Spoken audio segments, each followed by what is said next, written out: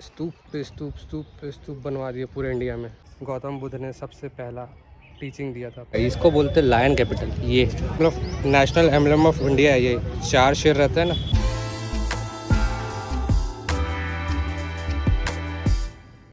शुरू किया जाए। ये जगह क्या बोलते भैया? खजूही ना, हमें बड़ी की मात्रा। हाँ, बड़ी की मात्रा। चलो ठीक है। मैं यहाँ रुका हूँ मोहित पेइंग गेस्ट हाउस में, भैया के यहाँ पे आके मिलवाता हूँ भैया से, क्योंकि सामान अभी मैं छोड़ के जा रहा हूँ। पास में एक तो कोरियन मंदिर है, वो घूम के आता हूँ। ठीक है भैया, मिलता हूँ शाम को। चले, ये यहाँ से 100 किलोमीटर दूर होगा। 100 मीटर पे, किलोमीटर बोलता हूँ इस तरफ पे। हेलो, कैसे हो संगवारी मन? बस नहा धो के तैयार हो गए हैं, आसपास से मंदिर घूमते। ये लोग गेट से घुसते हैं बॉस। चलो भाई, कभी आया नहीं था कोरियन मंदिर, इससे पहले तो मैं बनारस आ चुका हूँ। तो घूमने का था और पास में था जहाँ पे अपन रुके थे, तो इसको देख के जाएंगे। वैसे अंदर से तो नहीं दिखा पाएंगे, बट बाहर से जो है वो तो दिखाना ही है आपको। आने का मेरा बहुत इच्छा था, क्योंकि यहाँ पे मतलब अब वो कोरियन और इंडियन फ्लैग है ना, वो वाला सीन मैं एक बार देखा था, मतलब मैप में ही देखा था, कोई फ़ोटो खींच के डाला था, तो तब से मेरा यहाँ आने का मूड हो गया था।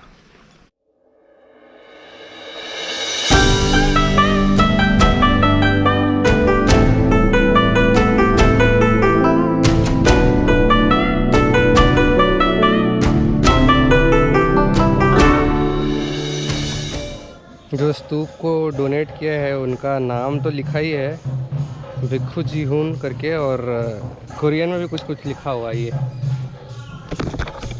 नीचे में ट्रांसलेशन होगा मे बी, ये कोरियन में लिखा है। ठीक है भैया, आपका नाम तो बताइए। मेरा नाम काजू। काजू, अच्छा नाम है। मैं नॉर्थ ईस्ट का हूँ। अच्छा, नॉर्थ ईस्ट, मेरे को बहुत अच्छा लगता है। कहाँ से नॉर्थ ईस्ट में, कौन से स्टेट से? त्रिपुरा कभी गया नहीं, लेकिन जाना। ठीक है, निकलते हैं यहाँ से। बताया भैया, वियतनामीज बोला ना भैया? वियतनामीज टेम्पल, उसको पिंक टेम्पल से भी जाना जाता है। पिंक, चलो ठीक है। अच्छा कि आप दिखा दें, मेरे को तो इसका आइडिया नहीं था। कोरियन टेम्पल का मेन गेट ये है, लेकिन वो बंद, मतलब इस साइड से बंद था, तो मैं उधर से गया था।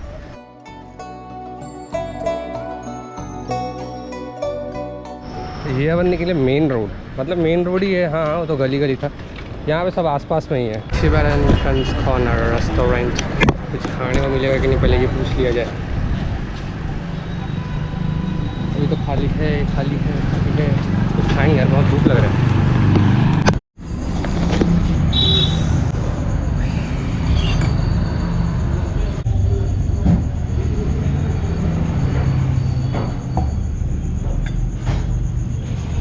ताकि मांस किया जाए।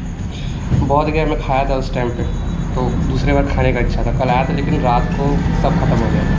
इस डिश को बोलते हैं थेंथुक। ये एक तिब्बतन नूडल्स है, और ये नूडल्स हैंडमेड होता है, हाथों से बनाया जाता है, और ये बहुत ही टेस्टी होता है। 100 रुपये का एक बोल आता है, और इतना ज़्यादा होता है कि 2-3 लोग आराम से खा सकते हैं। बहुत ही हेल्दी होता है। मैं तो लंच में जब भी तिब्बतन सेटलमेंट में मेरे को मिलता था, तो मैं थेंथुक ही खाता था। कभी आप ज़रूर ट्राई करिएगा। और मैं खाने के बाद मेरा चेहरा क्या हो गया था आपको ज़रूर दिखाता हूँ। पूरे चेहरे में पसीना हो गया था।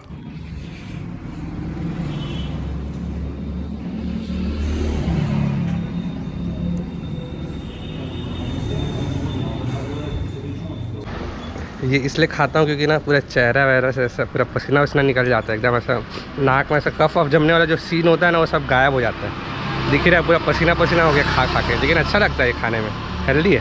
पेट पूजा करने के बाद अब मैं चलता हूँ सारनाथ के एक्सकेवेटेड साइट पर, जो कि बौद्ध धर्म का एक बहुत ही प्रमुख तीर्थ स्थल है। आपको सामने में जो नज़र आ रहा है वो एक्चुअली में एक मोनेस्ट्री है।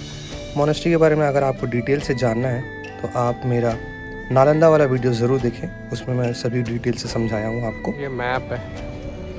आई कार्ड में नालंदा यूनिवर्सिटी का जो वीडियो है वो आपको मिल जाएगा राइट टॉप कॉर्नर पे। सारनाथ बनारस से 10 किलोमीटर की दूरी पर है। आइए जानते हैं कि सारनाथ बौद्ध धर्म का इतना महत्वपूर्ण तीर्थ स्थल आखिर क्यों है। और क्या, तो ये जो जगह है सारनाथ, इसको भी सम्राट अशोक ने बसाया था 389 BC में। और एक सेंटर बन गया था for learning, for culture, for art and all. हुआ क्या था कि अशोक सम्राट ना युद्ध देख के, खून देख के बहुत एकदम उनका माइंड एकदम हो गया था, कचरा हो गया था, कचरा।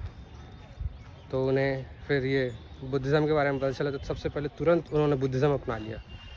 और उसके बाद तो फिर स्तूप पे स्तूप बनवा दिए पूरे इंडिया में। सो उसमें से एक यहाँ एक नहीं, शायद यहाँ पे 2 है। एक तो पीछे में दिख रहा है, और भी था शायद तक।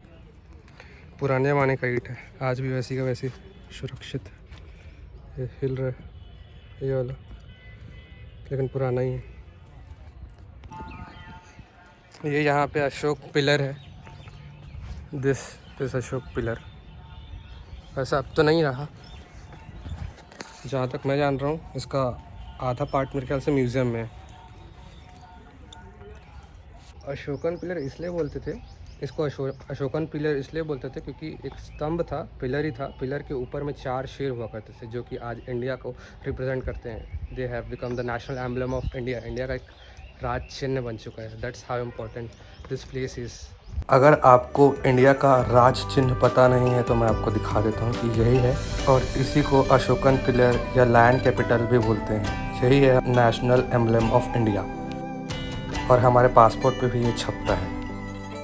एक सदी में सारनाथ भी नालंदा के जैसे शिक्षा का केंद्र था, लेकिन 12वीं सदी में टर्किश के शासकों ने घुसपैठ कर सब कुछ तबाह कर दिया, और सारनाथ भी उसमें तबाह हो गया। मॉनेस्ट्री नंबर 2, ये एक मॉनेस्ट्री है।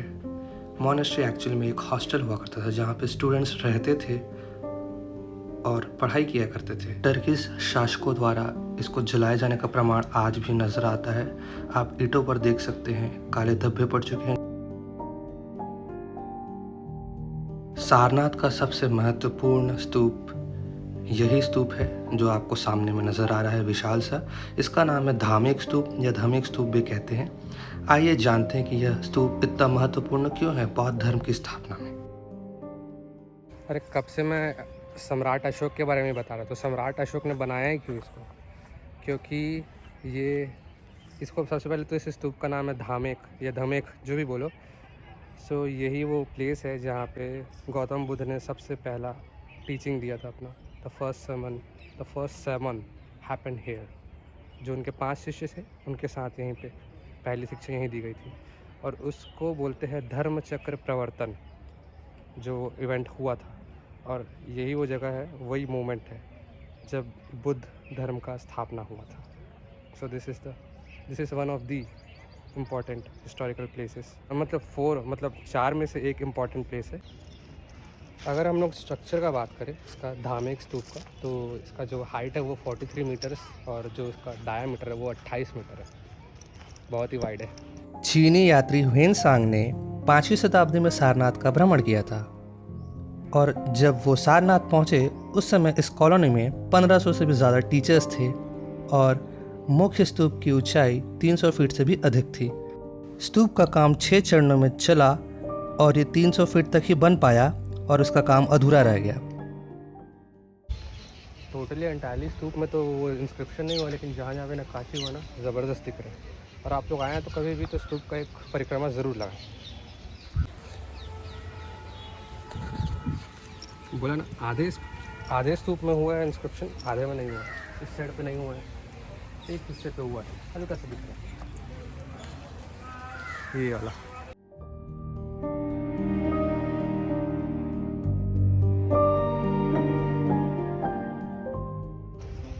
ये यहाँ पे एक तो स्पॉट दिख रहा है ना, सब बड़ा सा होल के जैसा। तो मेरे को शुरू में क्या लग रहा था कि वहाँ पे ना ऐसा मोमबत्ती वगैरह जलाने के लिए स्पेस है, बट एक्चुअली में ऐसा पूरे स्तूप में आर्ट है। और वहाँ पे बोलते हैं कि सभी आर्टों जगह पे बुद्ध भगवान का मूर्ति रखा हुआ है।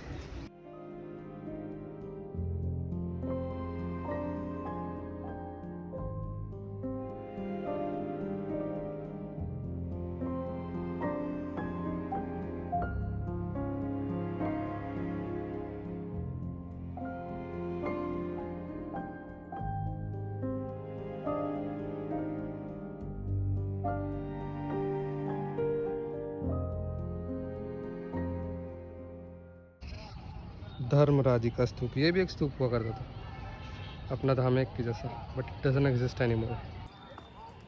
ये पीछे में जो दिख रहा है इसको धर्मराजी का स्तूप बोलते हैं। सम्राट अशोक ही बनवाए थे इसको। बोलते हैं कि यहाँ पे लिखा हुआ है यार, वो जो लिखा हुआ वही लिखा हुआ, उसको पढ़ के मैं बोल रहा हूँ कि अशोकधारा बुद्ध के धातु अवशेषों को प्रतिष्ठापित करने के उद्देश्य से बनाया गया था। बुद्ध के 8 मूल स्तूपों में से ये एक है।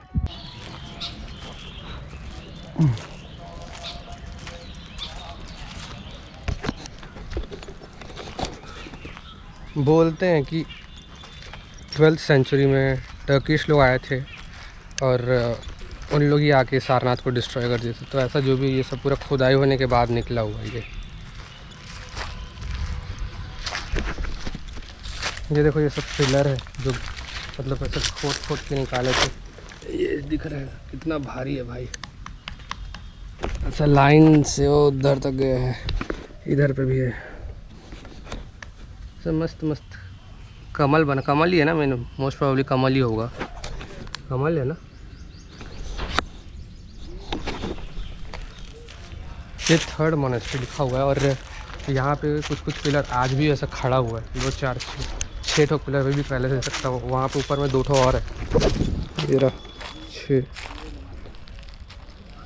कुछ पुराना नक्काशी ना आज भी एकदम सुरक्षित है, दिखाता हूँ मैं। और खाटी एकदम। ये है ये जला हुआ दिख रहा है, अलग पता चल रहा है ना, काला काला निशान है। ये भी है, इतना अच्छा दिख रहा है ये सब। और मैं आपको बोल रहा था ना, वहाँ पे तो 6 पिलर था जो अभी भी खड़ा हुआ है। यहाँ पे भी 2 ठो पिलर है जो भी आज भी खड़ा हुआ है।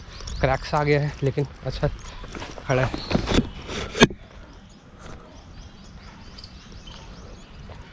अच्छा डिटेलिंग है इसमें भी।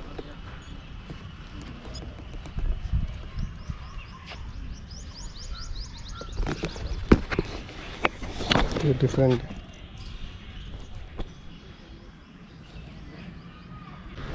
और ये धमेक स्तूप के जस्ट बगल में एक तो जैन मंदिर भी है, दिगंबर जैन मंदिर। और वो जो है ना, वो इसलिए इम्पॉर्टेंट है जैन धर्म में क्योंकि वहाँ पे जो उनके 11वें तीर्थंकर थे, श्रेयांश नाथ नाम था, तो उन्होंने यहाँ पे आकर तपस्या की थी। तो बगल में आप लोग चाहे तो दिगंबर जैन मंदिर भी जा सकते हैं, जस्ट बगल में। सारनाथ धमेक स्तूप तो बता दिया आपको हिस्ट्री। वैसे ये भी बताऊँगा कि 4 सबसे इम्पोर्टेंट प्लेसेस हैं, उसमें से 3rd नंबर पे ये है क्योंकि सबसे पहला है लुम्बिनी जहाँ पे गौतम बुद्ध का जन्म हुआ था। 2nd है बौद्ध गया जहाँ पे उन्हें शिक्षा की प्राप्ति हुई थी। 3रा ये है सारनाथ में धमेक स्तूप क्योंकि यहीं पे उन्होंने सबसे पहला शिक्षा अपना दिया था अपने 5 शिष्यों को।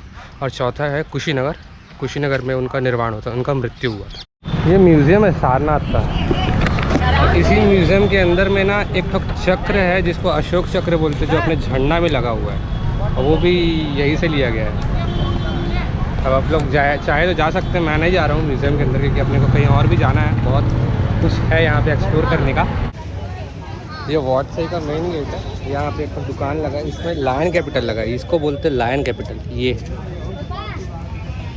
और यही अपना नेशनल एम्बलम ऑफ इंडिया है। ये 4 शेर रहता है ना ये। चलो अंदर।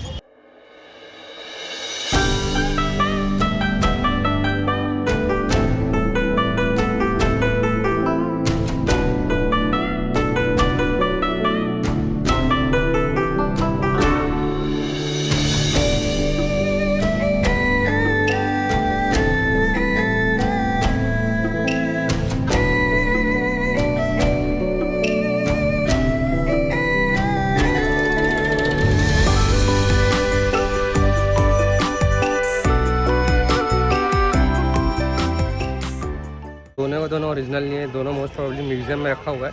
बट हाँ ये दिखाना था आपको, ये गलती से दिख गया। वाटसई मंदिर आया था तो क्योंकि वहाँ पे 80 फीट का स्टैचू दिखाना था ना आपको, इसलिए आया था मैं दिखाने के लिए। आपको जाना है तो म्यूज़ियम जाना है, लेकिन अगर असली वाला देखना है तो। शायद मैं गलत भी हो सकता हूँ लेकिन जहाँ तक मेरा नॉलेज है अंदर में मिल जाएगा आपको असली वाला।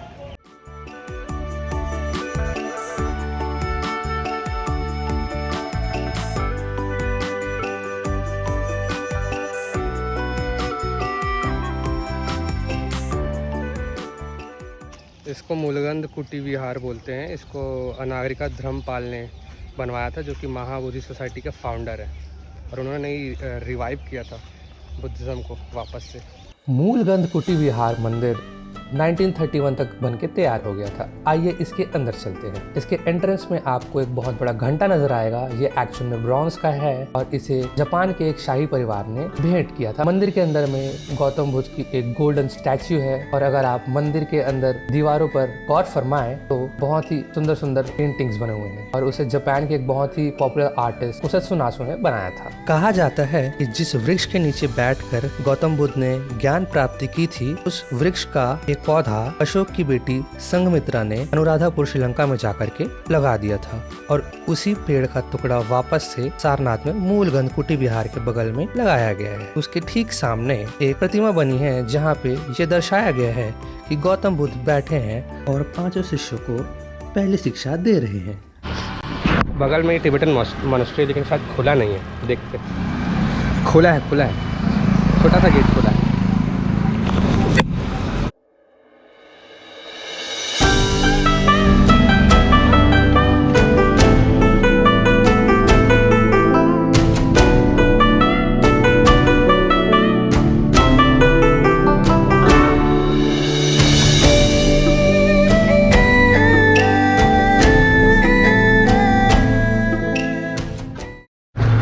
हाँ, यहाँ पे कम्बोडियन है। यहाँ पे भी आया था 2 साल पहले कम्बोडियन, लेकिन ये वाला बंद है। अच्छा था ये वाला भी, ड्रैगन बना हुआ था उसके गेट में अंदर पे, दोनों तरफ पे बहुत ज़बरदस्त दिखता था भाई। कितना बड़ा सा होलिका बना दिया ना रोड पे। चाइनीज़ चले क्या पहले? चल पहले चाइनीज़ चलते हैं। ये तो चाइनीज़ बुद्धिस्ट टेम्पल।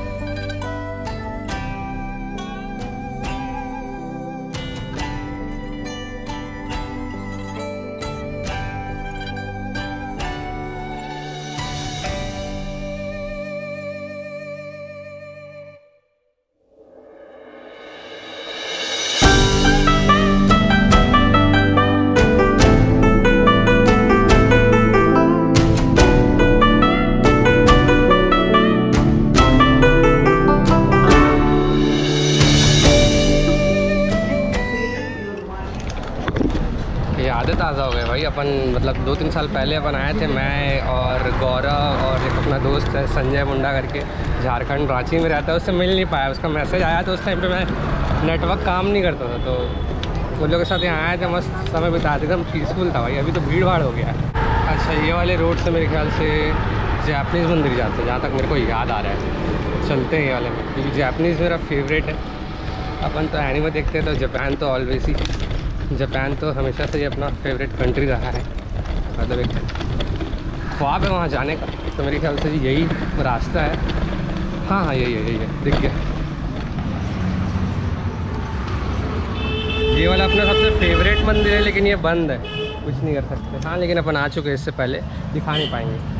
एक्चुअल में इसको शायद ना वो कुशीनगर में जब भगवान का जो निर्माण से लेटा हुआ उनका जो पोज वाला है ना, वही वाला है अंदर में, जहाँ तक मेरे को याद आ रहा है। और बहुत सही था भाई। तो दिखाते हैं, थोड़ा जूम करके आपको मंदिर दिखाई देते हैं।